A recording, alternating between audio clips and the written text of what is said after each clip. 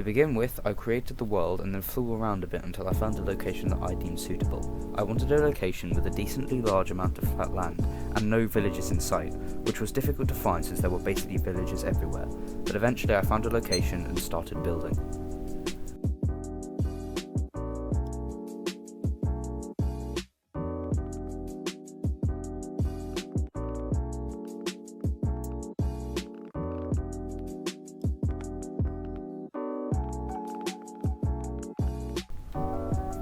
To start off with, I constructed the front of the house, including little details like nicks in the top of the stone base of Techno's house, which is seen in the reference image that I've linked in the description, and I built up the basic front frame, making sure to make the front of the house as similar as I could to Technoblade's actual house on the Dream SMP, because I wanted to keep that reasonably similar. As you can see, I made sure to include the trapdoor based windows that Techno has so that you are capable of opening them and looking out.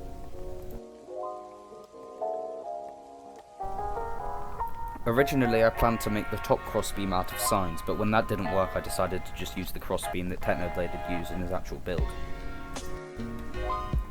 When it came to the rooftop, originally I planned to make the side frames out of spruce wood, as you can see here, but eventually I gave up on that and decided to make it out of stone instead, as I had other plans for the roof.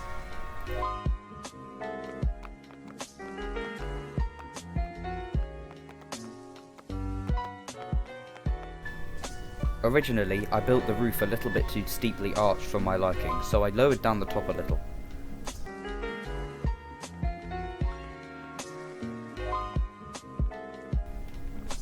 Here, I began working on the main frame of the house. I decided I would make the house a little longer than Technoblade's house actually is on the Dream SMP, as I wanted to be able to do more with the windows in the interior.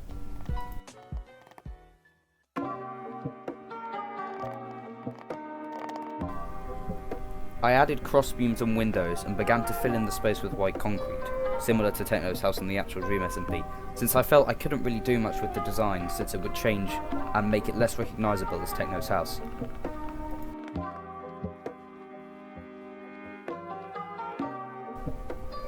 I added in the little details of the stone nicks in the top of the stone basement and then continued on to the roof.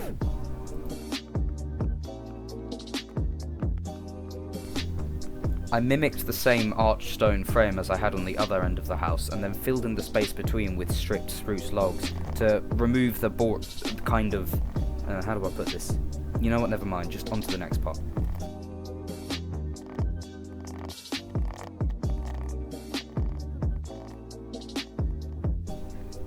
I added in some spruce stairs to help support the rooftop, then decided to work a little more on the front of the house, filling in the space between the stone supports and adding in a little window and some crossbeams made out of dark oak signs. I added in a little extra details like these spruce fence gates, and then moved on to the next part of the build. I decided the roof looked a little too bland and I wanted to give it some more shape, so I added a couple extra logs on top of one side of the roof to make it seem like the roof was curving upwards slightly. On the other side of the house, I whipped out the little protruding window from the top of the rooftop, behind which I would later place Technoblade's sub button, which of course I had to include in this build because if I didn't that would be a sin. Here you can see me working on Carl's stable. I played around with the design a little bit since I wasn't sure how large to make the actual stable, but in the end I came out with a design that I quite liked, although I did tweak it later on in the build, so keep your eye out for that.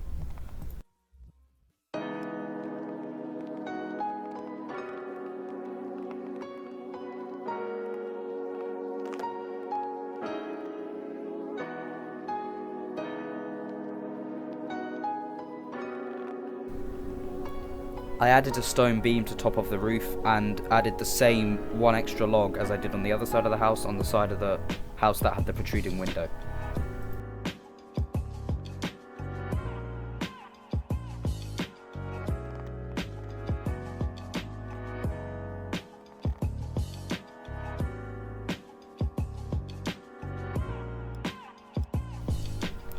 With the exterior of the build now mostly done, save for some of the parts I've forgotten, I decided to hang up the lanterns around the house.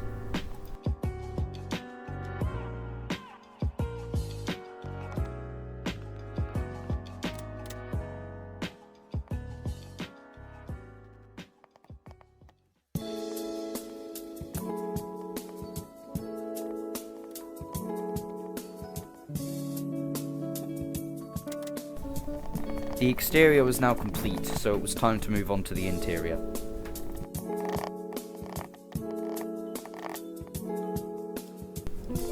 I separated the 3 floors and started working on a ladder to go between them, and I tweaked the exterior design of the house a bit to better fit the interior, and once that was done, I began working on the fireplace. Now, this diagonal fireplace was a real pain to build, because originally I planned to do a little more with it, but in the end I decided just to leave its design relatively simple and have it sit there in the side of the room.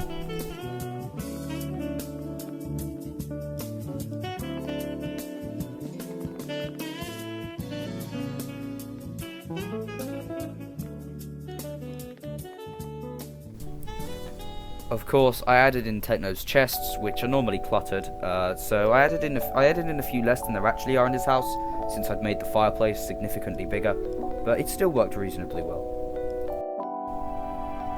Next, I added in all of his crafting implements, and I decided that I would have to include the 3 brewing stands he normally has strewn about his house, but I thought that instead of leaving them lying around, I'd put them on a shelf design that I read in a Minecraft magazine once, which I thought fitted reasonably well.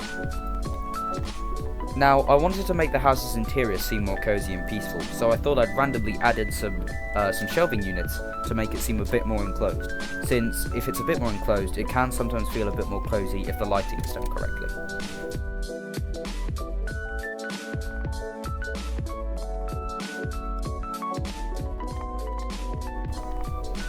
Here you can see me working on Techno's upstairs layer, which I planned to include his bedroom, enchanting room, anvil, grindstone, and a few other things. But actually, while building this, you may notice later on that I forgot to add his channel member bell. But don't worry, I did come back and add that in later. I'm not going to forget something quite that important. Well, it's not as far-fetched as it may seem.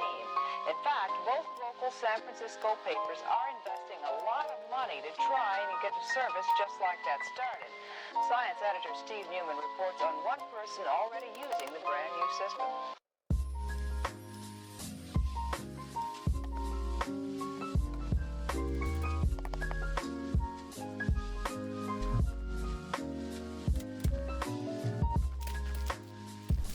Following this, I moved on to the basement, digging out the snow and dirt floor and replacing it with spruce planks.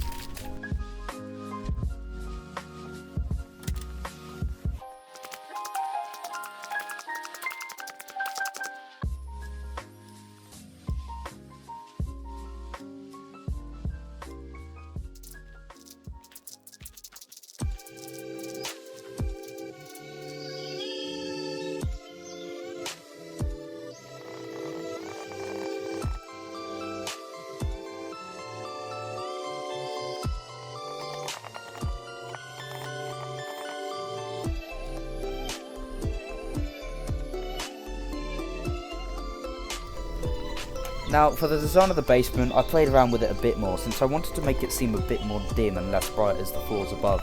I did have some difficulty trying to implement smokers and blast furnaces, which you might see later. I don't know how well this voice recording will sync up to the video, but we'll see. But yeah, the basement was an area that I tweaked quite a bit, but I did manage to add in a shelf on which to include some of Techno's more famous items, such as the Orphan Obliterator and the Axe of Peace.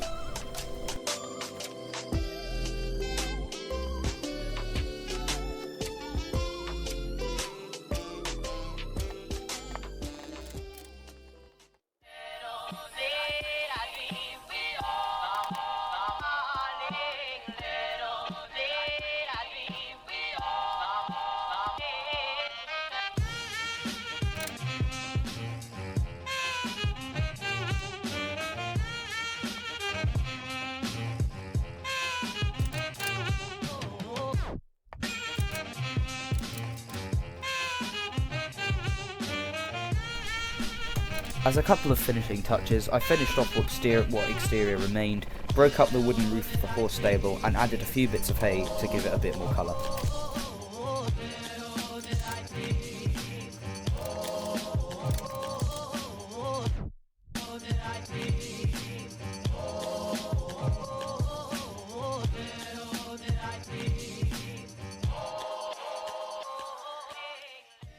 And here we have it, Technoblade's upgraded house in Minecraft. Now, you may have already noticed that I haven't actually upgraded this in Minecraft Java. because I don't have Minecraft Java. But instead, yeah, this is a Minecraft Bedrock build, and I know lots of people are like, oh, Java's better than Bedrock, which it is, but you know, I don't really care. I'm still quite proud of this. At the end of the day, this didn't really end up being as much of like a transformation or an upgrade, since that design of Techno's house was already pretty sound. So I did what I could, I did what detailing I could, and I think in the end, it ended up looking pretty nice. The interior of the house is reasonably cozy. I mean, I probably could have done better, but I made sure to include little details. Like, for example, this box that Tommy hidden when Dream came and searched for them. I made sure that I included that. We've got the 3 brewing stands that Techno used to brew potions of invisibility before Tommy went off and revealed himself to Lamanberg. And I was watching that stream, so I do remember that quite well. Up here, yes, I added the bell. Don't worry, I didn't just forget the bell. And then we've got Techno's armor here. There's bed there. I know this upstairs room isn't the most accurate, but it's a lot more cramped in the actual build, and I kind of wanted to make it less cramped, hence why the rooftop's so high. Down here, it's just kind of, you know, we've got his ender chest. Oh, that's the wrong chest. Ender chest there. Smokers and blast furnaces, which I don't think he actually has in his house, but I thought I'd include those anyway. Got the Orphan Obliterator, the Axe of Peace, its tridents there, as you can see. There's not actually anything in any of these barrels and chests, but, you know, little details. So yeah, overall, I'm pretty happy with this. Chances are I'll probably get called out. They'll just tell me that this isn't even really a transformation, and, you know, you're right, at the end of the day it isn't. But, you know, I did what I could. I think I worked reasonably well with what I had. Probably could have done better. I know for a fact that builders that I watch on YouTube could have done way better than I did. But obviously I'm in Bedrock, I don't have access to chisel and bits, and if I did, that is what I would have done this with.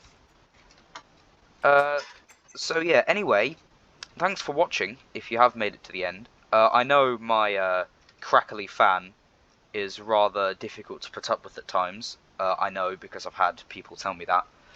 But yeah, thanks a lot for watching. If you would like to see me do something similar to this, to the rest of Techno, Phil, and Rambu's base, is it Nikki's base as well? I don't know. To the rest of Techno and Phil's base, from the Dream SMP, leave a comment down below and let me know that you'd like me to try. Because that would be really interesting, actually, since Phil is a pretty good builder, and I'd like to see what I'd be able to do with his houses. But yeah, anyway, thanks a lot for watching, and I'll see you next time. Bye.